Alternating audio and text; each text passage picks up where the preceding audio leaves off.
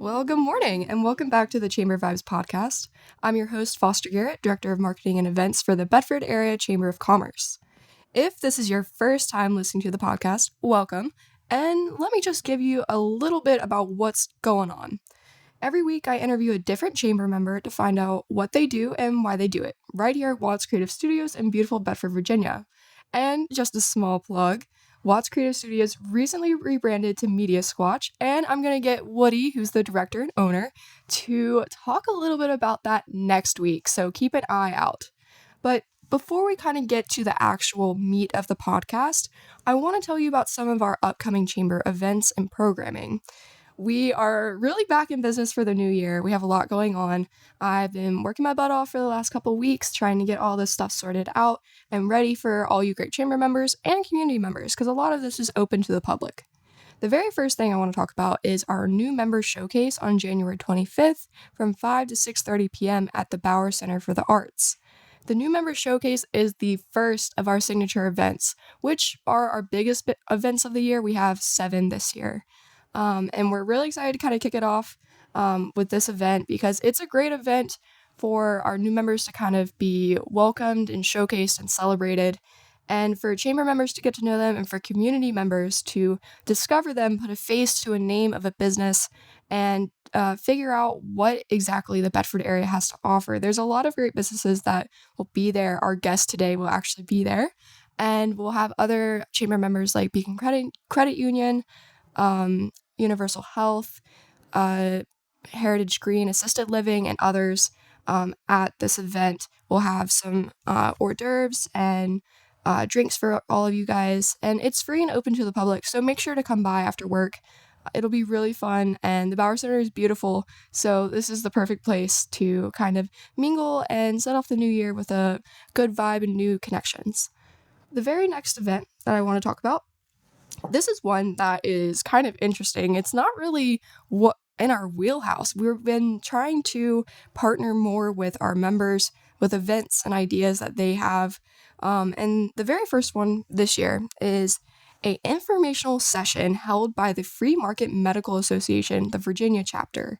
And this will be February 1st from 6 to 7:30 p.m. at the Forest Volunteer Fire Department. This event is to kind of bring together, oh my gosh, my brain just, you can tell that I don't know a lot about this event because my brain just shorted out. This event is to bring together health insurance providers and people that have a dog in the fight with health insurance, aka businesses, employers, and private citizens. The belief is kind of that if we all work together and we're connected and we keep our dollars local, then we can really make the most out of our health insurance coverage. So you can learn more about this event on our website. Like I said, it's February 1st from 6 to 7:30 at the Forest Volunteer Fire Department. It's free and open to the public, but we do ask that you RSVP. And yeah, you can learn more about that online. The next event, I'm actually really excited about this one.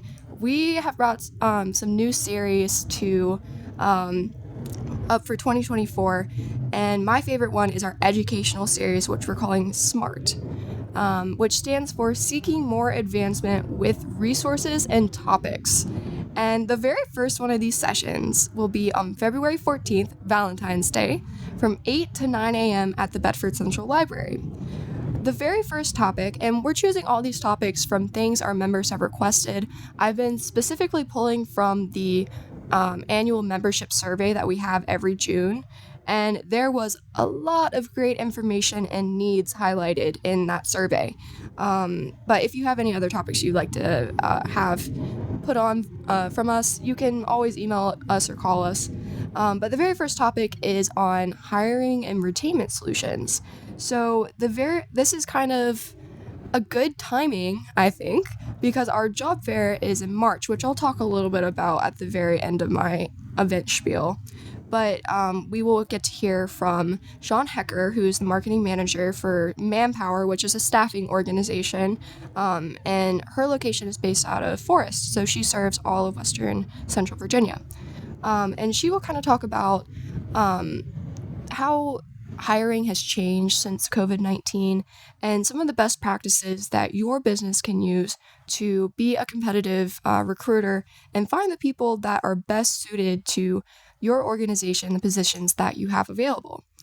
The second half of the Smart Session, you'll get to hear from Tim Saunders, who is the Business and Community Engagement Coordinator for the Central Virginia Workforce Board, which also is part of Virginia Career Works in Lynchburg.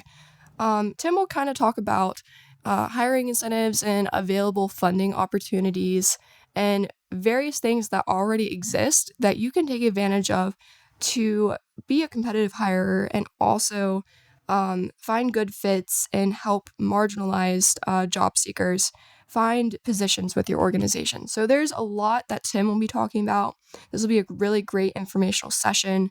If you are, a business owner, if you work in HR, if you are somebody that has a full team, or maybe you're looking to be better at just putting yourself out there as a business, this event will be really helpful for you. I really encourage you to go online and sign up. It's free for chamber members and only $10 for non-members. So we're really excited for this one, and there's more to come. So that's February 14th, 8 to 9 a.m. at the Bedford Central Library. Keeping it moving down the list. The very first networking event of the year will be on February 22nd from 5 to 6 p.m. at Pinnacle Financial Partners. This will be live at 5, so we're really excited. I love these events. The other half of the networking series are the 11 before 9s, which is the morning networking, but this is the after 5 one, clearly. And we're going to have refreshments, great hors d'oeuvres. It's a great way to get to know people, both in the chamber and just professionals in the area. And all of these networking events are free and open to the public. You don't have to register. We encourage you to bring your business cards and bring a friend. And we're actually going to be having a ribbon cutting that day as well for Pinnacle, because they will have just moved into their brand new building, their brand new office right in Forest. And it is huge, it is beautiful, and we're really excited to celebrate this huge milestone for them. So come on out February 22nd, 5 to 6 p.m., and you can find all that information on the website, because I'm not sure if their new address is available on Google yet. I was certainly having trouble finding it when I was putting this all together in December. So very, very exciting. Come on out and celebrate with us. And the last two things I want to mention, I talked a little bit earlier about our signature events, and we have 7 this year, and 3 are kind of in the first half of the year and 4 in the latter half. The other 2, other than the new member showcase, are our legislative wrap-up breakfast and our 11th annual job fair. So both of the registrations for these events are open. They just opened last week, and there's actually an early bird discount for anybody who signs up for the legislative wrap-up before next Tuesday, January 16th. So if you're interested in attending that, I really encourage you to go and register now. Go ahead and get your ticket. This event is something that our chamber has held for a really long time. It's a way to connect your state legislators to the needs of our community, particularly the business community. So a large part of our mission is to advocate for our members and advocate for the Bedford area as a whole. And this event is one of the ways we do that. The other way, major way, is our candidate forum. So if you were able to attend the candidate forum on October 25th of last year, you would really like this event. So consider coming on out.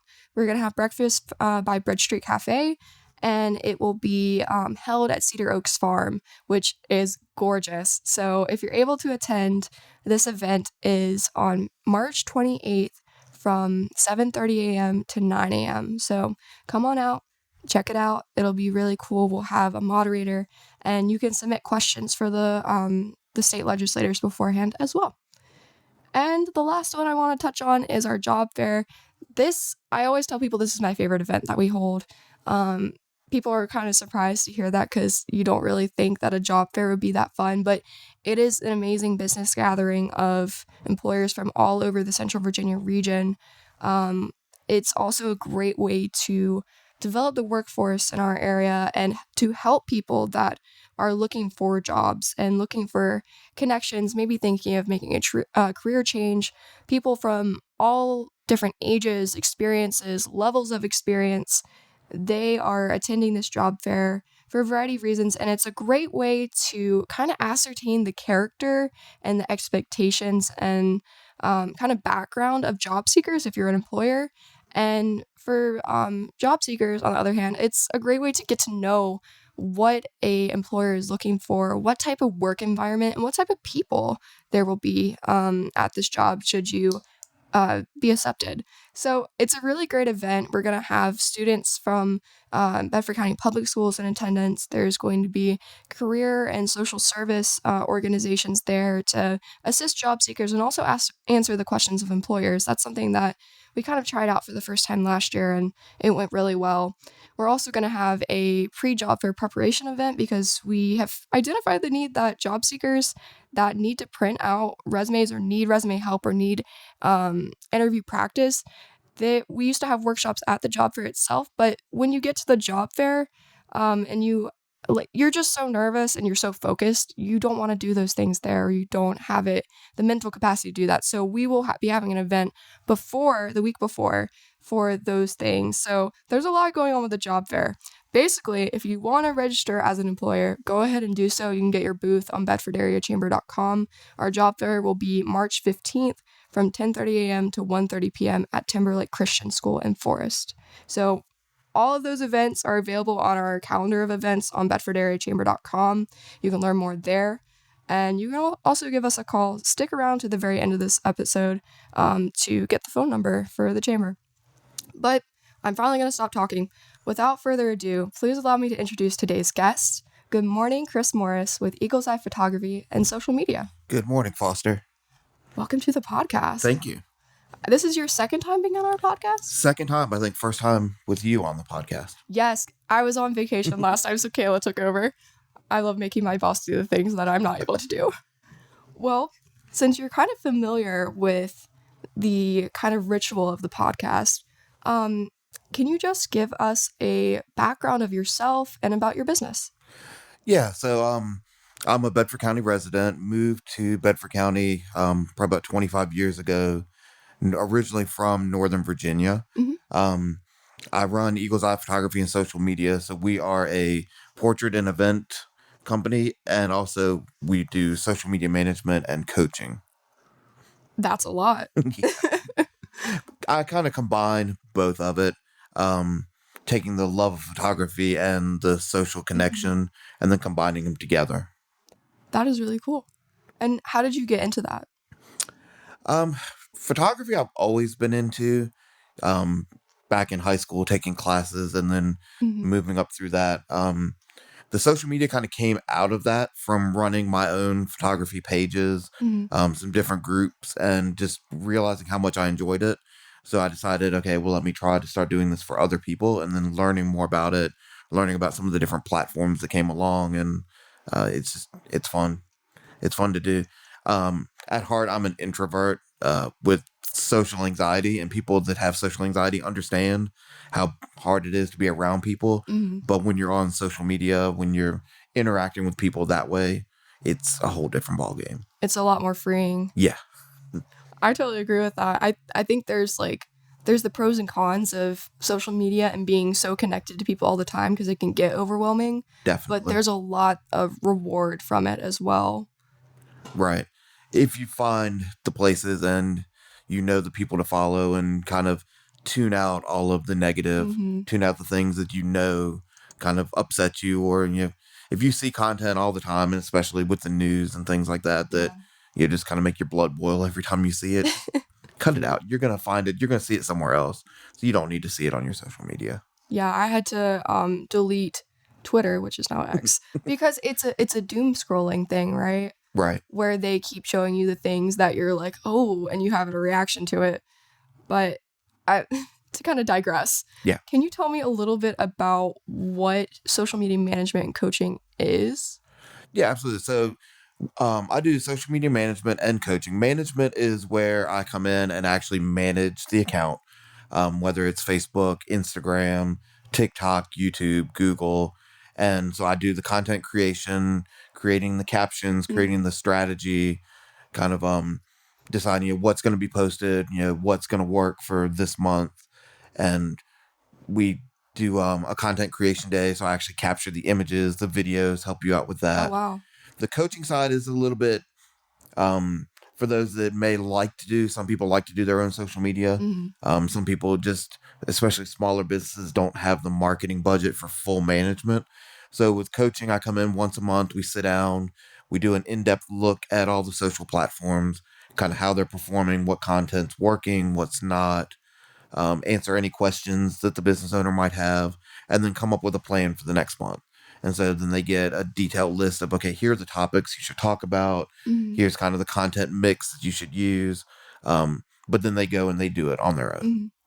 That sounds really helpful. Yeah, it can be. Yep. It's like if somebody enjoys it. Yeah. I mean, it's always helpful to have a subject matter expert for regardless of what it is. Right. But especially with social media, I think it's one of those things where people struggle to kind of like separate the personal from the professional and see where to go with the professional side of things. And they're also so busy with other things that it kind of gets put on the backside. But I don't know. You might be able to elucidate more about the importance of social media for particularly small businesses. Yeah, social media for small businesses is very important because, there are studies, and of course you always hear, statistics are always made up, but studies that they've done show that the average social media user is online about 2.5 hours a day scrolling through some sort of platform. That's so much. And that there's on Facebook, I think the latest statistics, they have about 4 billion out of 8 billion people in the world, about 4 billion people registered. That is crazy. So, I mean, your audience is there. Yeah. It's just a matter of going and finding them. I hadn't heard those statistics. So half the people in the world on Facebook. I'm not surprised. I mean, Meta is one of those things where, I studied media in college. So like for me, Facebook is a war machine. It's about how you use it. Right. But it's a little bit overwhelming to hear those stats. So what are do you have any best practices or tips for 2024 to share? Yeah, definitely. At the start of the year, it's always good to go back and review your security. For business owners, this is looking at your personal account. You want to make sure that you're using like a strong password, something that you're not using anywhere else. Make sure you have two-factor authentication set up. So for people that don't know, two-factor authentication is where you have a password and then you have something else that is sent to you, whether it's an app that gives you a code or you're sent a text message with a code. That way, if somebody steals your password, they still have to have that other ability. And then right now we're seeing, funny, we're talking about Facebook. A big problem we're seeing on Facebook is phishing scams. Oh, yeah. Anybody that has a business page, I'm sure, has gotten a ton of emails, had their page tagged in weird posts, got in weird messages saying, your page goes against our standards and we're going to delete it unless you click this link and fill in all of your information. And all of those are scams. And they're basically set up because people fall for them. They go in, they put in their password and their username, and now the scammers have your information. They're going to steal your page. They're going to go out and do it to others. And eventually they're going to turn those around and start begging people for money. And so, it's always good to review that, make sure that anybody that has access to your account knows not to click on links, knows that Meta is not going to contact you via messaging. They're not going to send you a weird email like that. And they're not going to reach out any sort of way. They're not going to tag you. They're not going to create a Facebook page just to tag you in a status saying, that you and these 100 other businesses are going against our terms. It's one thing. But a lot of people think that companies like Meta are, who's running them? Are there actually real people there? I've actually spoken to people from Meta. Oh, really? I have support assistants that I can call on the phone, get help with things.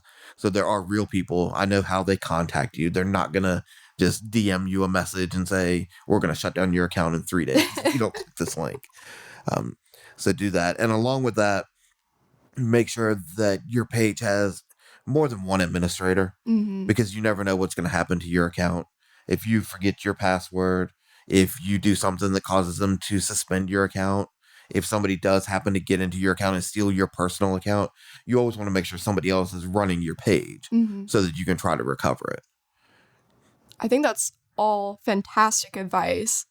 When it there's so much. I just got 2 notifications from the chamber Facebook page with people saying that we're having a security violation and all this stuff. Right. And no matter how many times I report them as spam, it just keeps coming.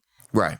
And I think I've said this on the podcast before, but we had events last year with Data Privia about, how to be safe with your technology and how to use it better.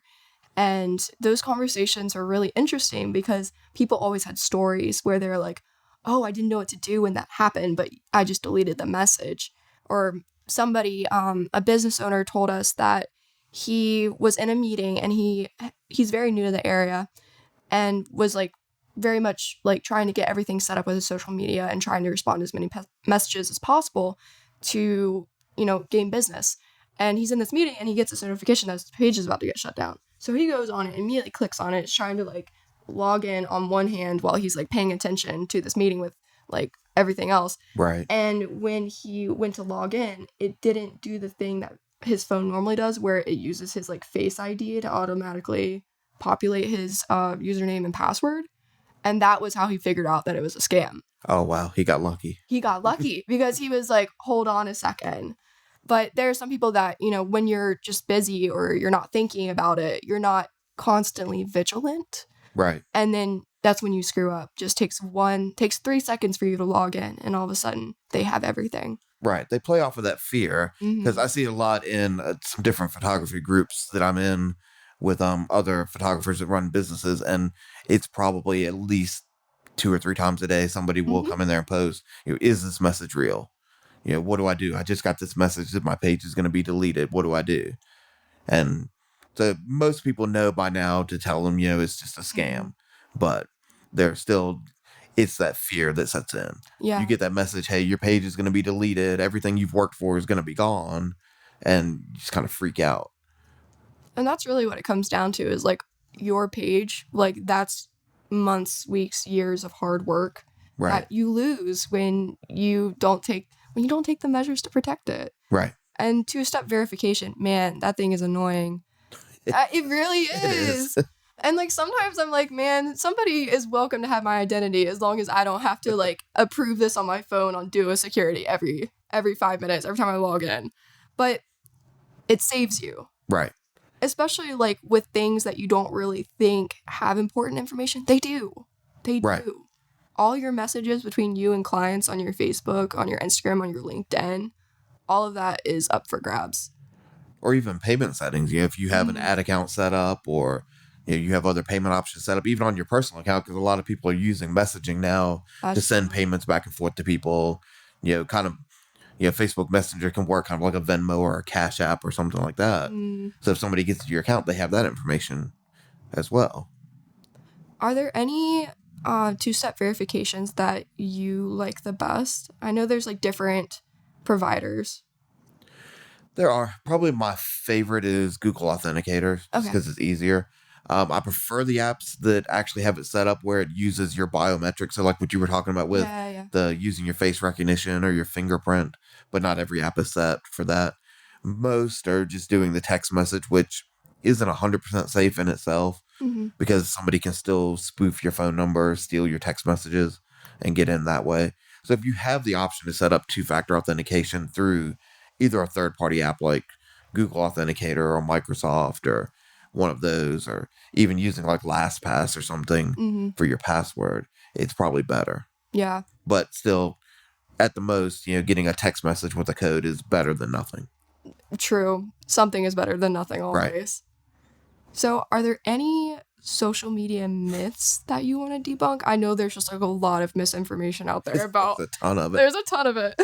A few that I can think of, and this is one that I see a lot of small businesses get into, is thinking that they need a high follower count to get any business out of it, and that the follower count, you know, how many people like their page is the most important thing.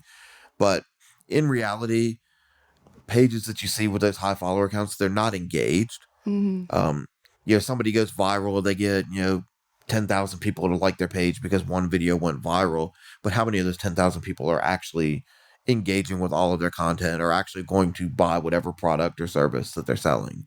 It's very little. It's more important to have a smaller, and not always, it doesn't always have to be small, but it's better to have a smaller following that's engaged, that, are the kind of clients that you're trying to reach. Quality over quantity. Right. Right, exactly. And it kind of goes the same way with your content as well. Um, you don't always need viral content.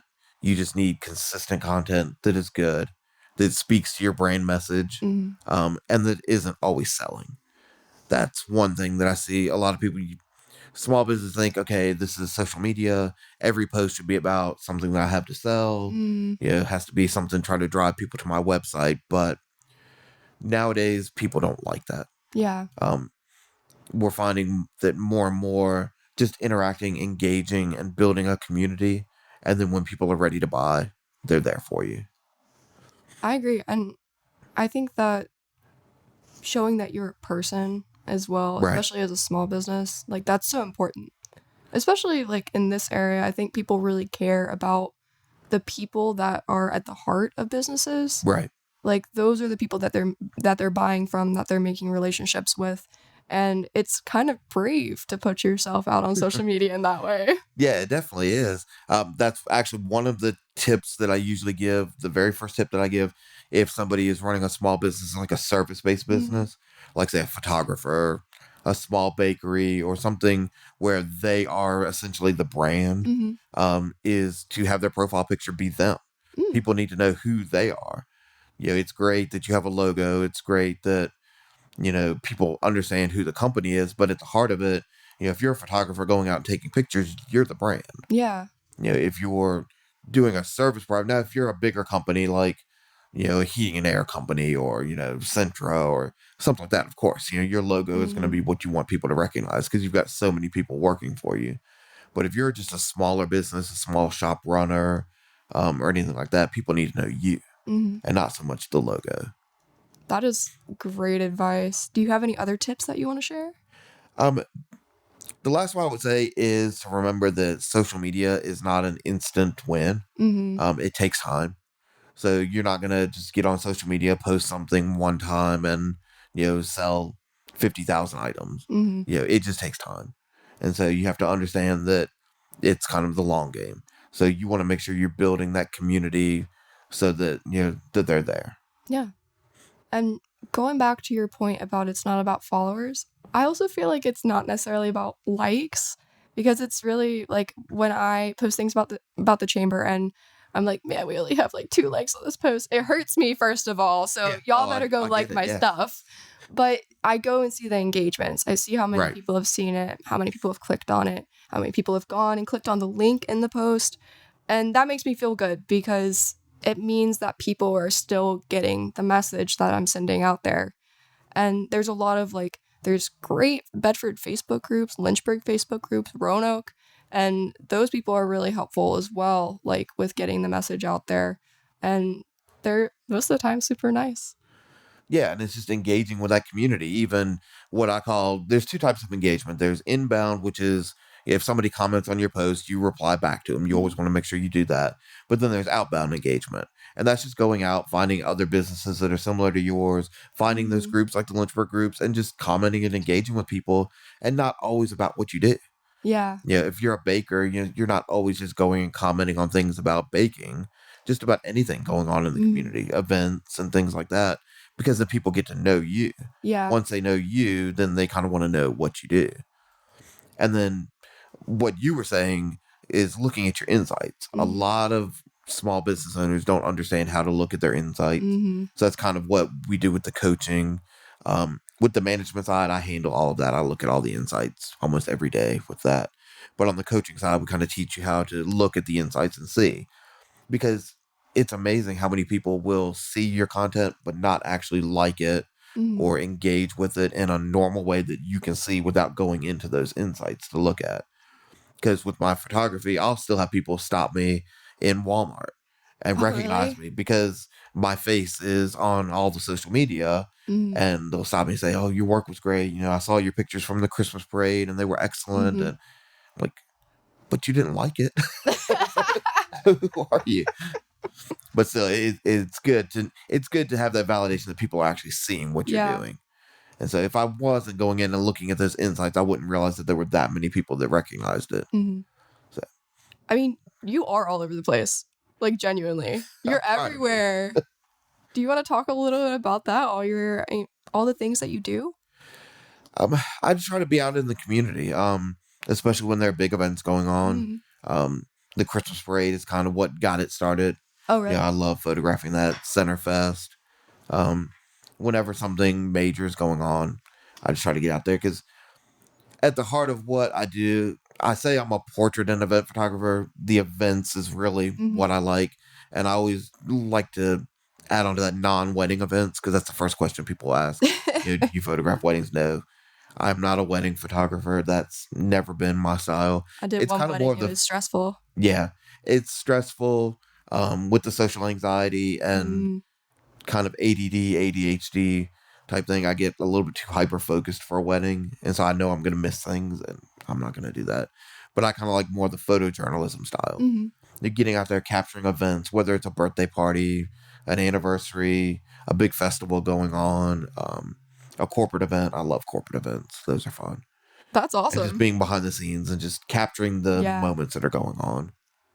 I relate to this because I also really enjoy photography, and I like planning events is like not my love. Right. Like I like to put it all together and then I disappear. I watch it unfold. But I love to capture the moments where people don't realize that I'm capturing it. Like they're just having they're having a beautiful moment and I happen to be taking a picture right at that moment. Right. And then it's like immortalized. And it's like when you do that and you're like, oh, money shot. Money shot. It's a great feeling. Yeah, the 70 to 200 millimeter lens is my go-to for events, just so that I can be far away and do that and try to capture things without people realizing that you're even there. Yeah, and it's a great feeling when you get that. It really is. And their reaction to it is really wonderful too. Yeah, so years ago, a lot of people remember during the Christmas parade when Dr. Cohen's Jeep broke down on Main Street coming up the hill. And that was kind of the spark that got me started into the event photography, was being able to be there and capture that event as it happened and just all the emotion around it and everything. And I still say today, this was, over 4 years ago that happened. And it's still probably my favorite photograph I've taken. That is really cool. Just being able to capture that moment when everybody rushed out from the sides and the crowd and actually showed what community was like. Yeah. And everything started pushing his Jeep up the hill. Oh my gosh. See, I was in Charlottesville then, so I wasn't here for it. No, I wasn't. So I'm like from Bedford, but I'm like catching up. I feel like a new resident almost.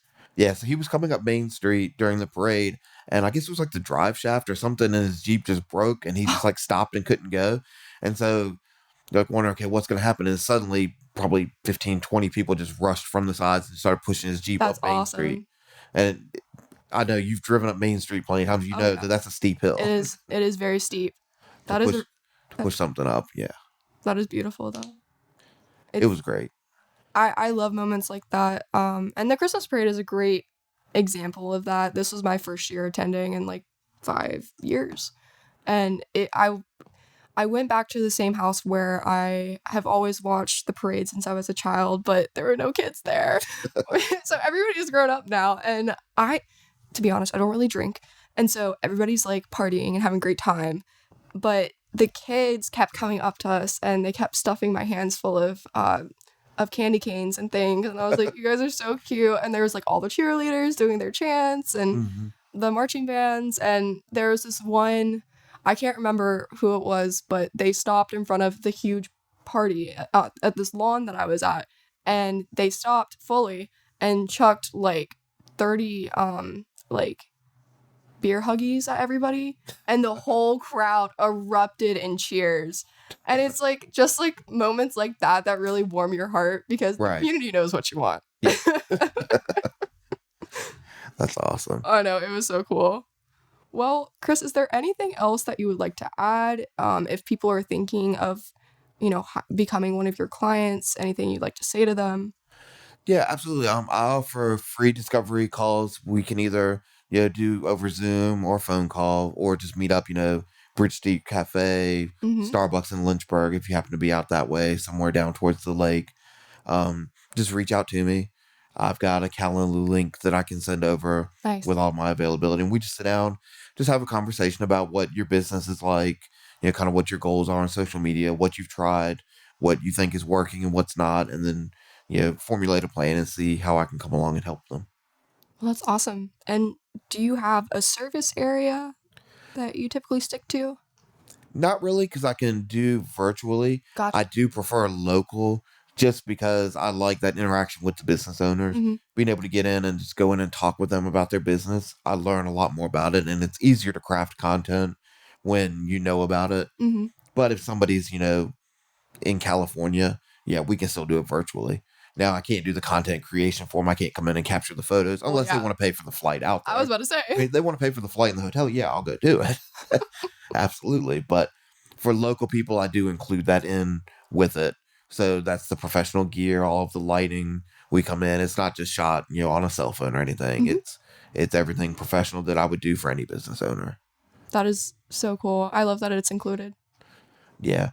It Some people would charge extra for it. I don't, just because I enjoy that part of it. Mm-hmm. But also as a content creator, it helps me because I can capture the content that I know, so I can already have a plan of what I want to do Mm-hmm. and then go in and capture the content for it. You're a one-stop shop. Right. Well, if people want to get in contact with you or learn more, what's the best way to do so? The two best ways would be, of course, on Facebook or Instagram. You can just search for Eagle's Eye Photography, or on Facebook, you can actually search for me, Chris Morris, or you can use the username, it's CT Morris. That's usually where I put a lot of my tips and tricks Mm-hmm. and social media information. Or you can reach out to me, it's at www.eagleseyesocialmedia.com. Awesome. Well, thank you so much for joining me Yeah, thank you today. for having me on. This has been a greatly informative episode, so I hope everybody listened till the end. And if you have any questions for the chamber or for me, you can reach us at 540-586-9401. And our website is bedfordareachamber.com. That has our full calendar of events, a bunch of information about our mission, about the perks of becoming a member, and a full business directory of our membership, which is helpful for finding all sorts of great things in the Bedford area, including Eagle's Eye Photography and social media. So if you're interested in learning any more about any of that, or sponsoring the podcast with an advertisement, because I have to plug that, you can find all that on the website. But that's all for today. Thanks so much for listening, and keep an ear out for the next Chamber Vibes podcast.